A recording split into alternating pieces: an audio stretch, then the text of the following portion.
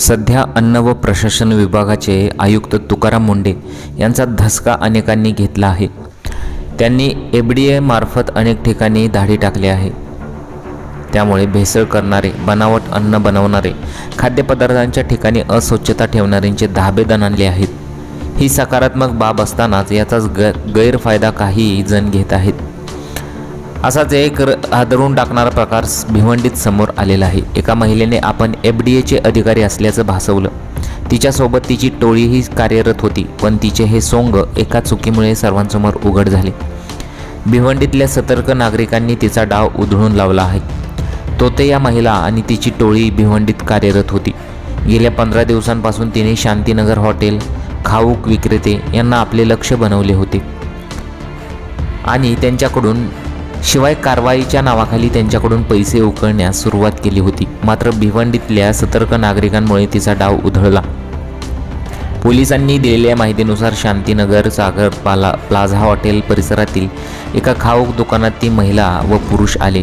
त्यांनी आपण एफडीएचे अधिकारी असल्याचे सांगितले, शिवाय तुम्ही शिळे आणि घाणेरडे अन्नपदार्थ विक्री करत आहात असं त्यांना सांगितलं।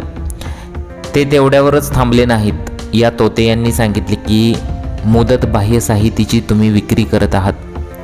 हॉटेल चालकाला या गोष्टी सांगून त्यांनी धमकावले। त्यानंतर त्यांच्याकडून पैशांची मागणी केली। तो 5,000 देण्यास तयार झाला होता, पण तिथे सतर्क नागरिक होते। त्यांनी त्यांचा हा डाव उधळून लावला।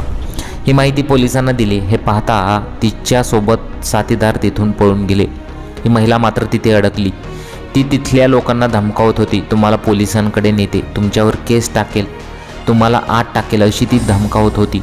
त्याचा व्हिडिओसुद्धा सोशल मीडियावरती व्हायरल झाला। त्यानंतर शांताबाई दशरथ राजपूत या महिलेस ताब्यात घेण्यात आलं। तिच्या विरोधात समशाद खान व जावेद मोहम्मद चौधरी यांनी तक्रार केली होती। शिवाय या महिलेने आपल्याला फसवलं असल्याचंही त्यांनी तक्रारीत सांगितलेलं आहे। त्यांनी गेल्या 15 दिवसात अनेक दुकानदारांना गंडा घातला आहे। या गुन्ह्यावरून शांताबाई दशरथ राजपूत या तिच्या 3 साथीदारांविरोधात खंडणी व तोते अधिकारी बनून धमकावणे या कलमान्वये गुन्हा नोंदवण्यात आलेला आहे। महिलेला अटक करण्यात आली असून 4 दिवसांची पोलीस कोठडी ठोठावण्यात आलेली आहे। शांतीनगर पोलीस ठाण्याचे वरिष्ठ पोलीस निरीक्षक विनायक गायकवाड यांनी ही माहिती दिलेली आहे।